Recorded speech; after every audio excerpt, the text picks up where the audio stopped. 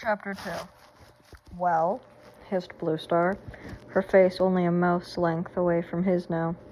Lionheart remained silent as he towered over Rusty. He flattened his ears and crouched under the Golden Warrior's cold stare. His fur prickled uncomfortably.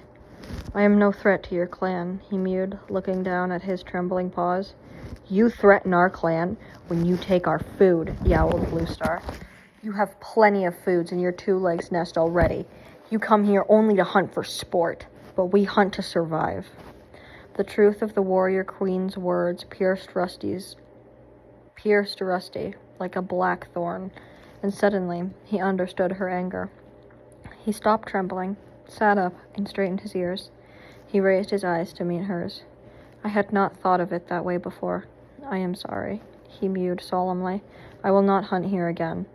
Bluestar let her hackles fall and signaled to Lionheart to step back.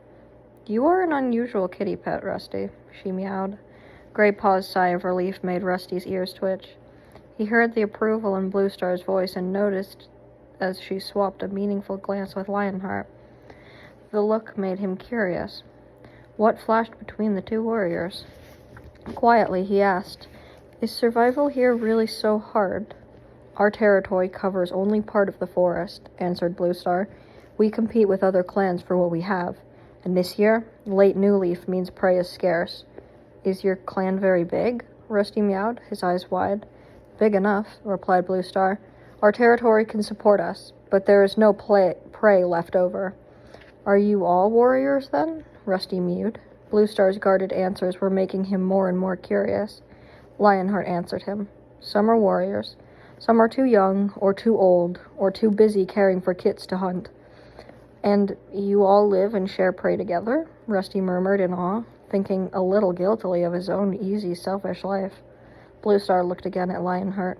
The golden tabby stared back at her steadily. At last, she returned her gaze to Rusty and meowed. "Perhaps you should find out these things for yourself. Would you like to join ThunderClan?"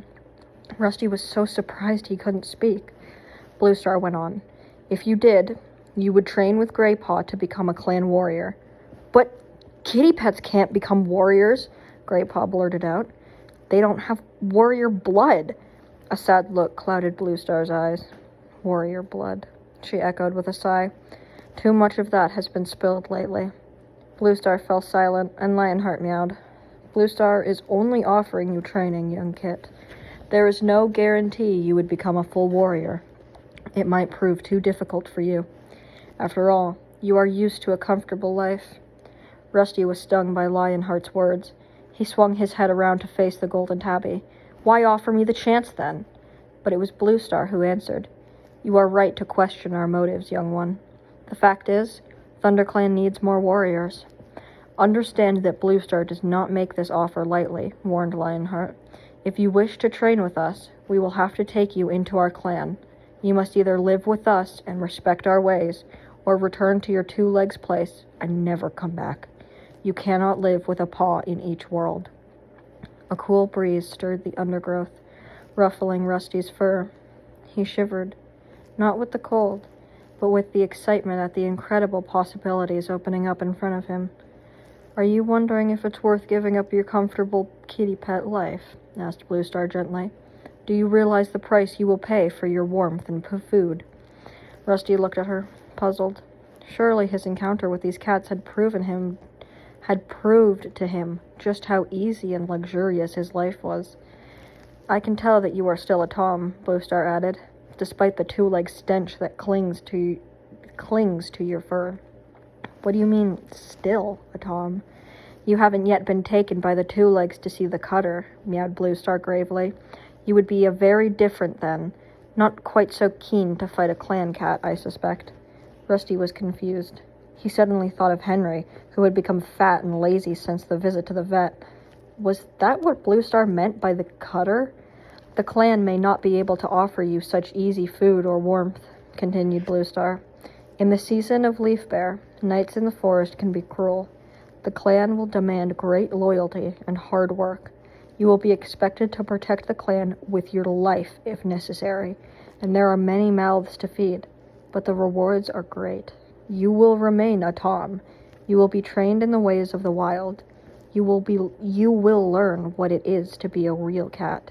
The strength and the fellowship of the clan will always be with you, even when you hunt alone." Rusty's head reeled. Bluestar seemed to be offering the life that he had lived so many times, and so tantalizingly in his dreams. But could he live like that for real? Lionheart interrupted his thoughts. "Come, Bluestar. Let's not waste any more time here. We must be ready to join the other patrol at Moon High.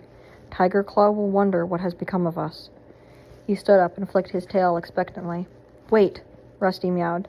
"Can I think about your offer?" Bluestar looked at him for a moment and nodded. "Lionheart will be here tomorrow at Sun High," she told him. "Give him your answer then."